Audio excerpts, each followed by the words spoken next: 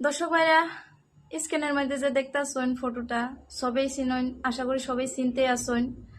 আফরিন নামটা আমাদের জনপ্রিয়, কইবার গেলে জনপ্রিয় একটা কমেডিয়ান অভিনেত্রী। বহুত বহুত মানুষে কিন্তু তার ভিডিওর মধ্যে সাপোর্ট করছে, বহুত মানুষে তারা চিনেও, বা আনিরাও দেখতেছেন, আনিরাও চিন্তাছেন আছে। কিন্তু একটা দুঃখজনক ঘটনা আজকে, আমাদের আফরিন আরও এই জগতে নাই। আফরিন আজকে মারা গেছে।